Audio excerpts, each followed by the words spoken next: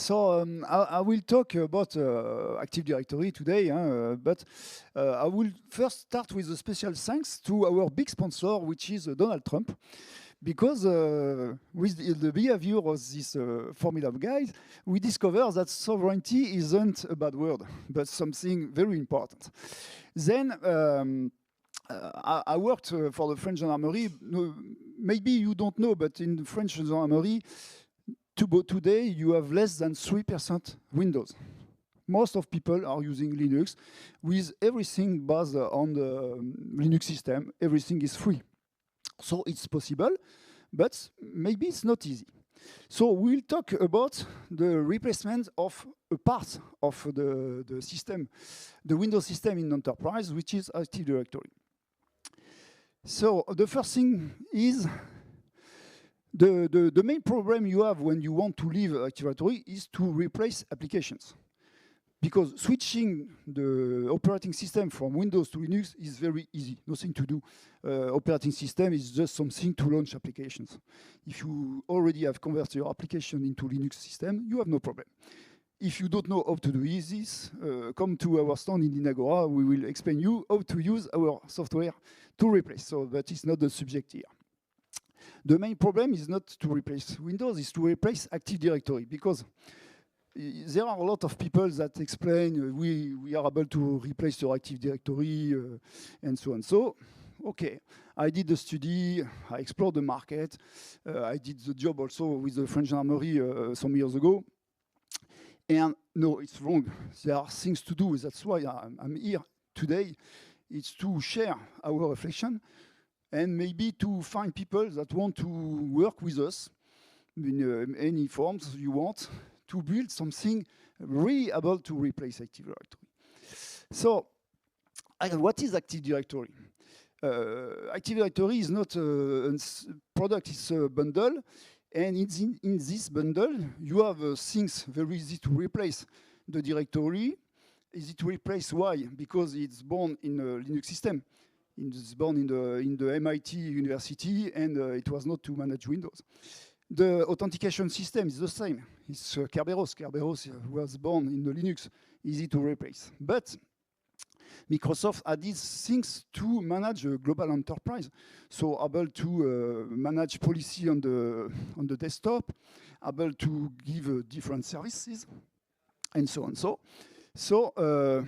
let's decompose the services into different components, and I put some names to easily replace the different components. So for the directory, of course, you can use OpenLDAP, and if you are a human, you can use OpenLDAP LTB from Clément Oudot, because it's OpenLDAP for humans. The people that know OpenLDAP will understand what I explain here. For the authentication, it's the same. apt install Kerberos, you have Kerberos. And there are different things. If you want to have an inventory, so you can use OCS inventory with GLPI, you can use different things. You want to deploy application, then you can use the native system of your Linux, so apt, RPM, and so. But here the difficulties start, because apt is a local command. I have not a big way to be able, from the administrative console, to put software anywhere in my enterprise. Maybe I want to put a special software only to some people. Of course, I can connect to each desktop, make apt install on each desktop, but it's the beginning of the problem. So we have to find system to deploy automatically with different profiles applications. Also in the Windows, you have the audit system, not difficult to replace, but anyway, it's part of the Active Directory problem. You have the file sharing, so somebody did the job many years ago, no problem. You have the printing, CUPS, not easy to manage globally, but anyway, it exists. And you have a big hole, which is the GPO. Because with GPO, you can manage, for example, globally, proxies, wallpapers, different things in the Windows system. We have no equivalence no real equivalence in Linux system.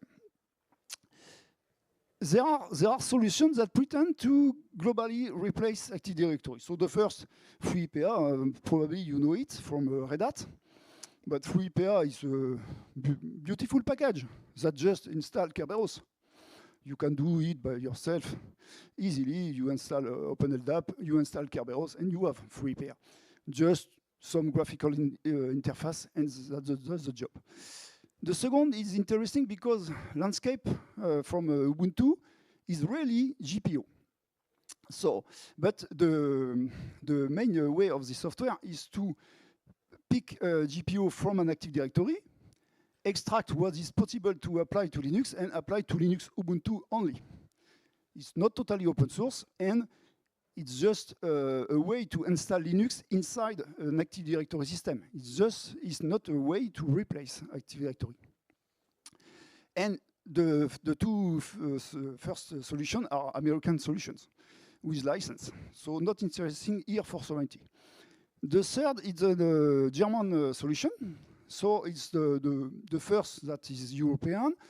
And also it provides a little bit more services than the two first, but no real GPO solution, of course. It's just another way to manage Kerberos, your directory, and some little services. So it's a good package, but not enough. It is based on Samba Active Directory, so I mention it here, but UCS fixes a lot of bugs because Samba Active Directory is just is for little company, it's not for big company. There are different problems. I won't talk about this here. And you have other solutions. I put Wapiti, Rudder, Salt, and so that are able to deploy software, but they have all the same history. Such software were built to manage server networks, and we can use them to manage desktop, but not in a secure way. We will see this later. And of course, you can use a simple Ansible and do everything by yourself, starting from scratch. That's also a way, but it's not an industrial way, and it's not a way also to provide a global system easy to start to a new enterprise that wants to switch from Windows to Linux. All the solutions I presented before are complex to install, need a lot of hours of work, and it doesn't cover the global service that give Active Directory. So, to continue to study, let's talk about GPO. What are GPO? GPO are different services, so I put here only 12 of them, but the idea of GPO is to manage from the central console different things in the computer. Firewall, printer, so you can, for example, allow printers for some user on the global printer, but the printer of the boss is reserved to him, and so on. So you can manage the equivalent of dconf. Dconf is a GNOME system that manages parameters. Also file sharing and so on and so on. So you can access to the equivalent of systemd to start, stop, enable, disable services in the user context or in the software in the global desktop context. Different things. Huh? Okay, maybe you know Active Directory, I suppose. A lot of you. So and also you have don't know the word. The GPO is able also to detect stations that are not in the good state. Maybe the desktop was off for 1 month, you restart the desktop, the GPO will detect the difference between the global policy and the local policy and will apply automatically. And it provides also a sort of inventory to have the state of all your stations in the console. So the administrator knows exactly how many stations doesn't follow the policy.